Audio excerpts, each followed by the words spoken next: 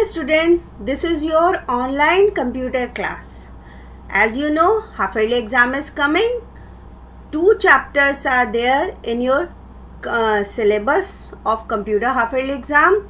Chapter 2, history of computers, and chapter 4, Microsoft logo. All the exercise hope you all have done because I have already given it to you. Worksheet of history of computer I have given, and that MS logo worksheet today I will provide you, and exam is MCQ based. Okay, so go through all the chapter thoroughly according to exam pattern. Okay, now let's start our chapter. Be attentive. Okay, now let's see the topics that we are going to cover. First we will see the story of number system, how number system come into existence, then how abacus come as a first calculating device, then the stepwise inventions of calculating device, just like in 1642 Blaise Pascal invented adding machine, then Charles Babbage designed difference engine and analytical engine, then after that in 1946 the Eckart and Moseley has invented the first electronic computer. And also, who is the father of computer science? Charles Babbage is the father of computer science. Okay, now first question comes in your mind, who invented the computer? As I told you earlier, father of computer is Charles Babbage, but the answer of this question, who invented the computer, is not Charles Babbage, because the computer was not invented by a single man. Computer was not invented by a single man. There are many people who worked for many years and finally gave us this computer. Okay, actually we call Charles Babbage as father of computer because his model of computer is the basis of today's computer. So before telling you about the history of computer, first I am going to tell you a story. Okay, how the calculating device come into existence. Okay, chalo, let's start our story. Listen carefully. Now, early men roamed from one place to another in search of food as animal. Means early man is roaming here and there. He don't have their house and kitchen like today's. So what he was used to do, he roamed here and there and just caught the animal and and eat them as a food. Okay, this is the initial stage. Initial stage में क्या था, वो animals को पकड़ता था और उसको as a food eat करता था. Okay, now as time goes, he grows crops and started domesticating animals. Okay, got it? धीरे धीरे टाइम बीता, उसने एक जगह रुक के क्रॉप उगाना शुरू किया एंड देन एनिमल्स रखने शुरू किए, like sheep, cows and goat. According to his need, he started domesticating animals. Okay, so now the problems come. Which type of problems? Men used to count animals using pebbles. Every day he counted the cattle using the pebbles to ensure that the number of cattle was equal to number of pebbles. Got it? जब early man ने pebbles animals रखने, domesticating animals रखने शुरू किए, then what happened? Then the problem arise when he used to take out the animal in field to feed. Okay, after returning, early man wants to make sure that all animals had been returned. Got it? when he started domesticating animal, okay, then he has to feed the animal. So where he take to feed the animal? In the field, okay, to eat grass or whatever their food. Now when returning, men want to ensure that all the animals has been returned, okay. So but that time there is no counting method, there is no counting that number system. So how he count? He designed a system. What system? He kept the pebbles with each animal representing one pebbles, okay. Pebbles are the small stones, means he kept the stone representing one animal, one stone for one animal, one another stone for a second animal, third stone for third animal, like this, okay. And when that animal returned, he compared them, okay. When animal returned from the field, he compared them and make sure that they all had been returned. Got it? उसने क्या किया? जितने animals थे उतने stones रखना शुरू किए, and then he compare. When animal returned back from the field, he compare and make it ensure that all the cattle came back. Okay, got it. This is the first counting system. And then next, what comes? He used his fingers for counting. He devised a number system having 10 digits using his 10 fingers. These digits are 0, 1, 2, 3, 4, 5, 6, 7, 8, 9. Okay. What happened? After the pebble counting system, he just devised one more counting system, that he saw that he has 10 fingers. So he devised a number system having 10 digits using his fingers. These digits are 0, 1, 2, 3, 4, 5, 6, 7, 8, 9. What is today's decimal system? Okay. This system we are following today also. Okay. Now, after the existence of number system, then the need of calculating device arise. जब एक चीज invent हो जाती है, then we come to enhance it. Okay? तो for that, जैसे हर everywhere, scooties के new models and then mobiles, we got new models every year. ठीक है? TV, all the electronics thing, we always enhance it. Means we always invent new things, we always add extension to each and everything. Okay, so here also, after the existence of number system, we want to calculate more in a faster manner. Okay, so for large calculation, so for that, the first calculating device come into existence is this is called abacus. Okay, this is the abacus. Many people made a device help in counting. This device is called abacus. Okay, still it is used in China and Japan and Russia, but also we are also using the abacus. It is different than this. Okay, that also I will show you. It is a very simple and effective manual calculating device. Okay, these are the balls that you see on the rod. These are called beads. Okay, so abacus is the first calculating device. Which is the first calculating device? Abacus. This is the abacus. Abacus is the first calculating device, and these are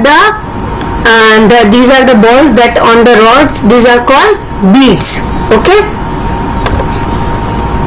Now, after abacus, there is a scientist, Blaise Pascal. Okay, that invented a machine for simple calculator, as a simple calculator for addition and subtraction. Okay, and that machine is called adding machine or Pascaline. Okay, why it is called adding machine? Because it do the simple calculation of addition and subtraction. And why it is called Pascaline? Because the person who invented is then this adding machine, the name of the person who invented this adding machine is Blaise Pascal. So based on its name, it is also called Pascaline. Okay. How it works? Just see. It has wheels. See, these are the wheels. This is adding machine, and these are the wheels. And wheels have 10 teeth. Okay. So everywhere the numbers that you want to add, the wheels had been set to that number, and then it give you the result. Okay. It is a mechanical device. Okay. It doesn't need electricity. It is a mechanical device, just like your bicycle or sewing machine. Okay. Bicycle doesn't need electricity now. So bicycle is a mechanical device, and adding machine is also a mechanical device. Now, after adding machine, one more Englishman, that is Charles Babbage. He proposed a design of a machine, design of calculating device. Okay, but he was not able to make it, as he did not get all the parts. Okay, means the first machine that Charles Babbage designed is not got it physical appearance, because he did not get in all the parts. Okay. Now, then he designed difference engine. Okay. Difference engine can do a big calculation. Okay. Means after Blaise Pascal, which machines comes into existence for calculations? Difference engine. Okay. This machine is made by Charles Babbage. Okay. Charles Babbage. After the difference engine, he made another machine.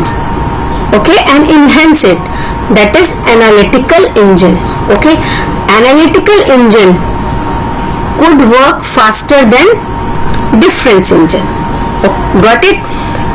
First pebbles, then fingers, then abacus, after abacus adding machine, and after adding machine of Blaise Pascal, Charles Babbage designed a machine for calculation, difference engine, and after difference engine another machine, that is analytical engine. See, this is Charles Babbage, the father of computer science. Okay. Why it is called father of computer science? Because its idea gave us the basis of today's computer. उनके ideas पे base थी we have today's computer. Okay. Now next. Till now, all the machines are mechanical. They do not use any electricity. But in 1946, a machine could do calculation at a very fast speed and also run on electricity was developed by John Eckart and J.W. Mousley. It has a small memory, and this was called ENIAC, Electronic Numerical Integrator and Calculator. This was the first electronic computer. See, this is the ENIAC. Now, till now, all the machines are invented for calculation are not using any electricity. They all are mechanical devices. Till now, men got the mechanical device to do the fast calculation, but didn't get the today's computer.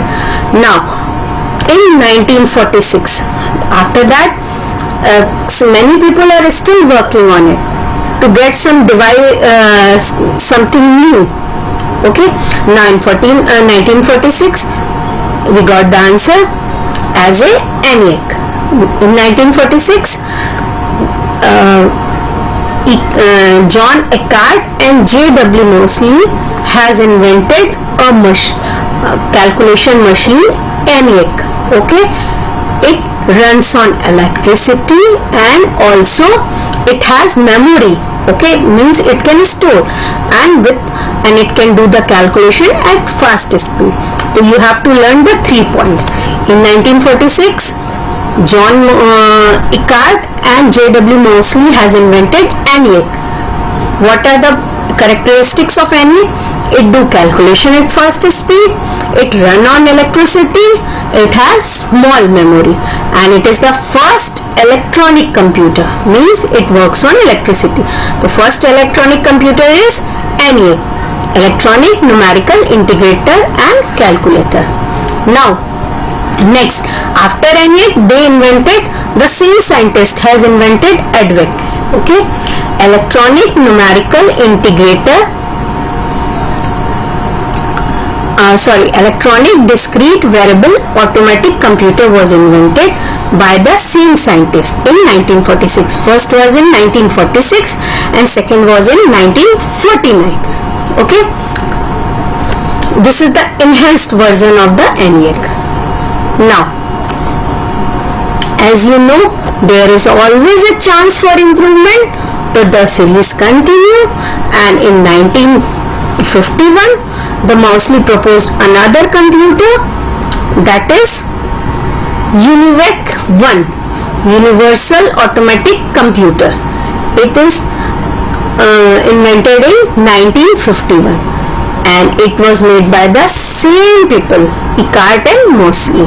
Okay, UNIVAC is the first commercial computer. See, ENIAC is the first electronic computer and UNIVAC is the first commercial computer, means it is now in market, okay, to sell, and general public can buy it, and general public or whatever who can afford it, okay, can work on it. Okay, now all these computers are very big, they could not fit in a room. But now today we have the computers that are very small and compact. See, these are the today's computer. Even our smart mobile phone is also a small computer. Okay. Now next, computer can be classified into different generation according to the use of technology, efficiency and cost. Means जैसे जैसे computer evolve होते गए, नए नए versions आते गए, or the technology they are using, based on it we will classify the computer into different generations. Okay, now we have 5 generation of computer. I am going to explain you. Look at the picture. The first generation continued 1946 to 1952. Okay, and it used vacuum tube as the main working part. See, this is the vacuum tube. This is the main working part. It is made around these. Okay. Now second generation is in 1952 to 1964. Okay. The main working part is transistor.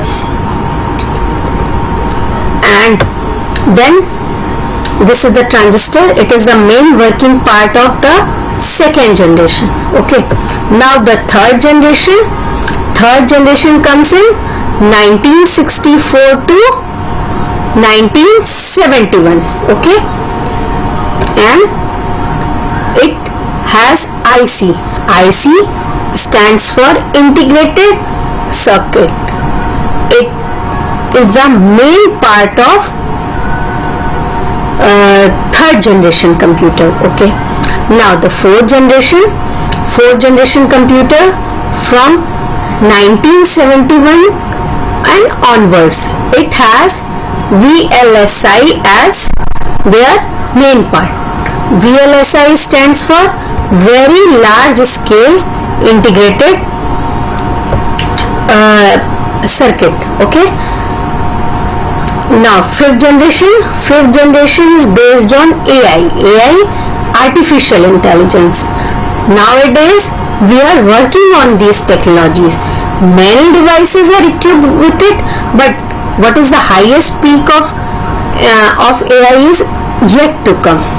Okay, now again one more time we'll see, and this type of question comes in exam. Okay, suppose I can ask you in first generation, what is the main part?